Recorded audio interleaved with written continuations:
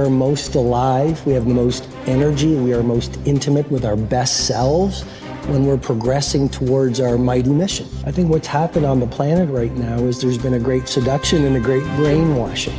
When we are kids, we want to be astronauts. We want to do all our dreams. And we're full of curiosity, and we're loving, and we're passionate, and we're strong. We're not afraid to be ourselves. But as we leave the perfection of childhood, the hypnosis and the brainwashing begins. Be reasonable. So that's our nature, but our parents give us limitation based on their limited psychology. And don't sing too loudly, don't dream too big, don't be too passionate. As we've left who we truly are, we've contracted. And now it's all about staying safe in the world versus going out there and letting our brilliant, our primal genius shine.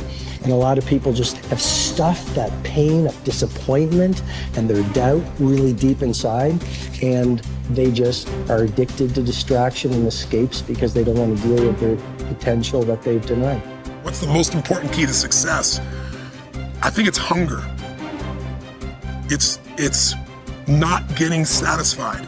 A hunger that doesn't go, a hunger to learn, a hunger to grow, a hunger to serve, a hunger to give, a hunger to create breakthroughs. Most people are hungry until they make a certain amount of money and then they get comfortable. And there's nothing wrong with that, but it's not about the money. It's not about the business. It's about your growth. Because every one of us either grows or dies. People ask me all the time, what does it take to be happy? I say one word, progress. Progress equals happiness, because achieving a goal feels good for how long? A week, a month, 3 months, and then there needs to be something else. And the reason for something else is because you gotta grow. I want to find more, all I can. And in that sack of you have to dive in that to find more. Because if you're not willing to go in there and face yourself, I can find anything. You can live right here on surface, man, right here on surface. So if there is an ending to this world and there is somewhere to go and there's a judgment, you're gonna get there and you might see a chart. And that chart may tell you who you should have been. And now you get the rest of your life to think about that. Man, I could live a much better life if I just would have just suffered a little bit more. Success is not gonna show up at your front door and knock on it and say, here I am. It's not coming to look for you.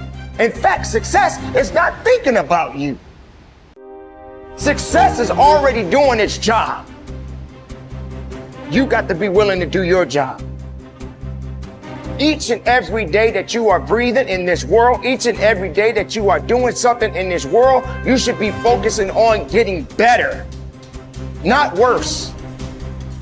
You should be understanding that, hey, I can't be this same person on a day in, day out type of way. I got to keep focusing and going further and going harder and going stronger and pushing myself till there's nothing else left to push forward. So now's the time for you to hit the gym of your life and start exercising your self-discipline muscle. No more talk, no more excuses. From this moment forward, it's all about massive execution. Will there be days that you don't feel like it?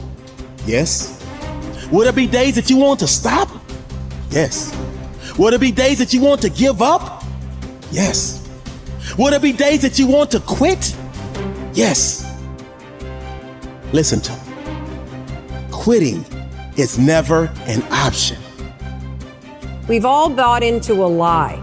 We've bought into a lie that confidence is belief in self. And so when you're in a situation which is normal, where you don't believe in yourself, you're like, oh my God, I have no confidence. The truth is, and I want you to walk out of here with a new definition of confidence. Confidence is the willingness to try. Because when you try and you take action, what happens, and what's happened for France, is that when she sees herself taking action, what happens is she sees herself being the kind of person that takes action. So she has evidence that she can rely on herself. And that action is what builds confidence. It doesn't start with belief. The real way for most of us is not to wait to believe, but to push ourselves to act. And through the action, you will build the belief. We're built to walk uphill. And when you reach the pinnacle of the hill, you want to stop and appreciate the vision, but the next thing you want is a higher hill in the distance, because it's the uphill climb that it's from the uphill climb that we derive our value, and I mean this technically. So almost all the positive emotion we feel, especially the emotion that fills us with enthusiasm, and that's to be filled with the Spirit of God, by the way, because that's what enthusiasm means. That's experienced in relationship to a goal.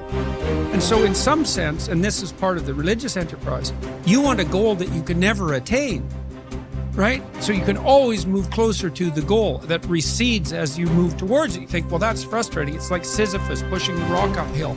But it's not, because as you pursue that goal, you put yourself together and your life does get better and richer and more abundant. And that's why the highest levels of virtue and goal are in some sense transcendent. You want them to be above everything you're doing so you can continually move towards something that's more sublime and better. That's what you are. You're here to live, not to sleep. I didn't study, I didn't study a book.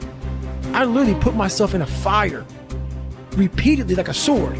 You put a sword in a fire repeatedly and repeatedly. If you keep on doing that, you're going to get a nice sword. And then you keep on beating it. You got to beat the shit out of it. And that's what I am. Yeah. I became that. I said, okay, we can't quit. We got to figure out why you are this. Why are you this, man? What is wrong with you? What's going on here?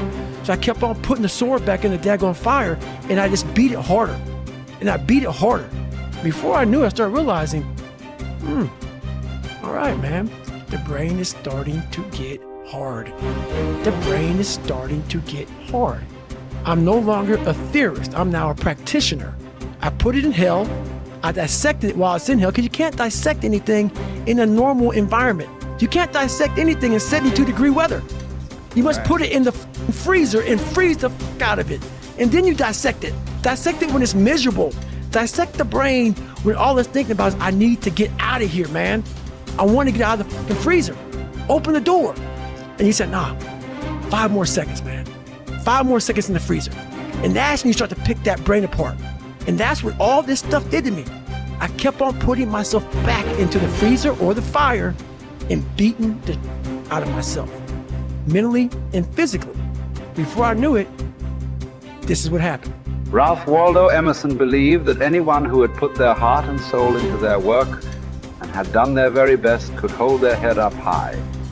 Merely talking about it or only putting in a modicum of effort wasn't good enough in his mind. It was all or nothing. He believed that doing your best was an admirable quality, and that although you might not always be successful, knowing that you had done all you could was often all that mattered. At least you could look yourself in the eye. This ethos is central to many youth movements, such as the Scouts and Guides, and is a great philosophy for life in general.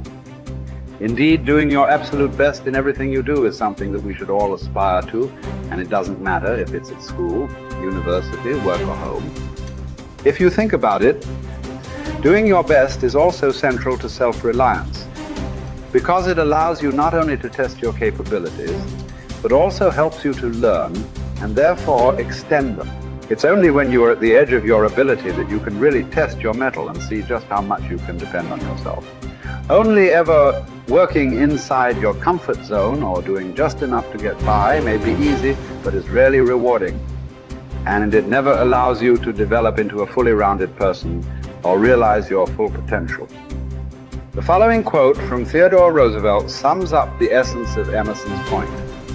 It is not the critic who counts, nor the man who points out how the strong man stumbled or where the doer of deeds could have done better. The credit belongs to the man who is actually in the arena, whose face is marred by dust and sweat and blood, who strives valiantly, who errs and comes up short again and again, who knows the great enthusiasms, the great devotions, and spends himself in a worthy cause, who at the best knows in the end triumph of high achievement, and who, at worst, if he fails while daring greatly, so that his place shall never be with those cold and timid souls who know neither defeat or victory. When you are working on your next task, give it your full concentration and really put the effort in to produce the best possible end result. Even if it doesn't lead to glittering success, you should be proud of yourself for doing your very best. No man fails who does his best.